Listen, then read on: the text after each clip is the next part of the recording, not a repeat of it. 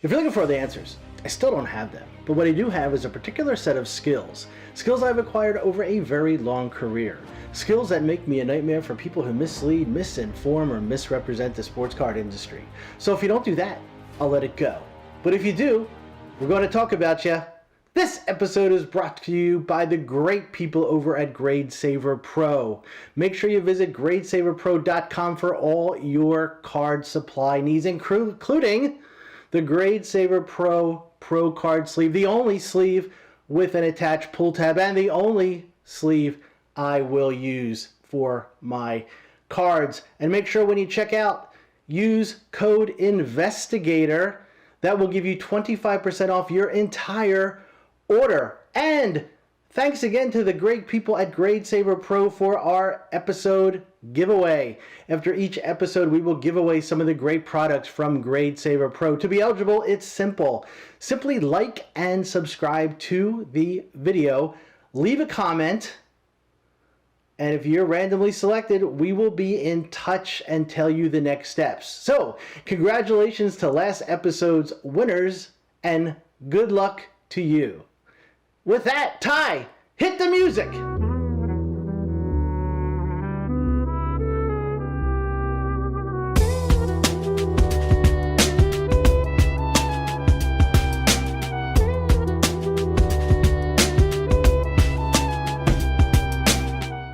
Welcome back, everyone, to another episode of the Sports Card Investigator Show. My name is Andy. I am the aforementioned Sports Card Investigator, and Happy New Year to everyone. Hopefully, this 2022 will be a great year for all of us.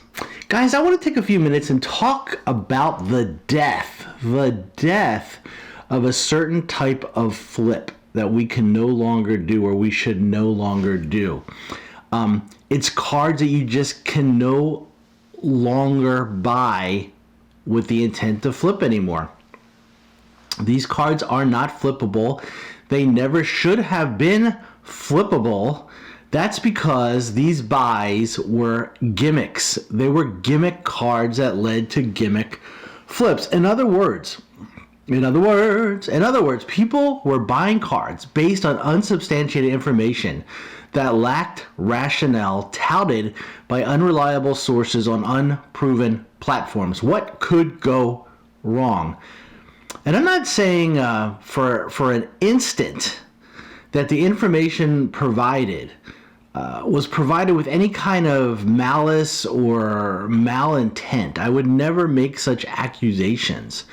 But intentional or not, this information tricked, deceived, and confused people into thinking the purchase of this type of card made sense. However, when you look and took the time to really analyze the information, the reasoning behind the recommendations, none of it made sense. It just did not. And adding to the illusion, everything was being pumped, all the strategies that were being touted, they were working magnificently, very successfully, and people were making money, lots of money, and it worked like a charm. Everything that people talked about or touched turned to cardboard gold, and I capitalized on this phenomenon. I talked to you guys about that in the past. I remember digging through cards that I had packed away, never to be looked at or touched for years. Now they were good for a quick flip, and we all knew that this bubble would eventually burst, and the cards probably will never be worth as they were at that point in time again. Hence, the gimmick card or gimmick flip was created, and with it, a bubble was born, and what a magnificent bubble it was. It got bigger and bigger, fueled and filled by the many voices of the hobby, and people listened.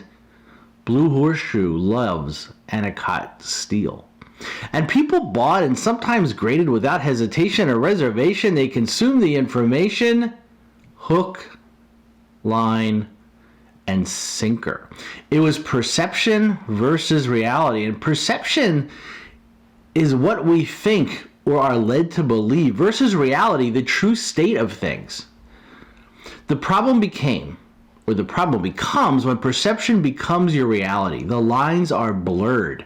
And if that happens, then Houston, we have a problem.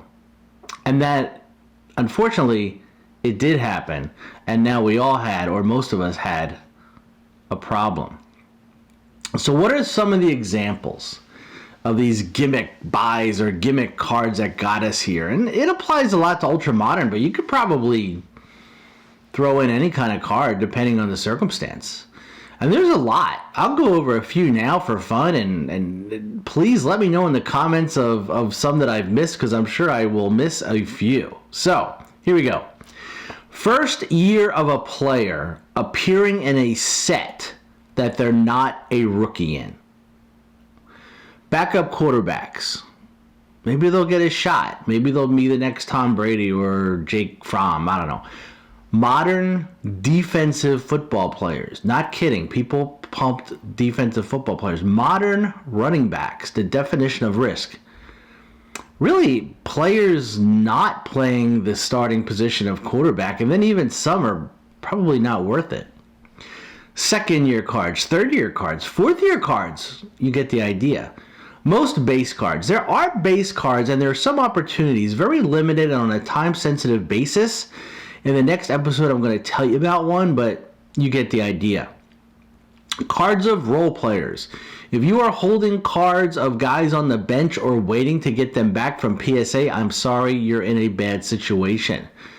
Inserts, common inserts. Buying cards of players currently under criminal or league investigation.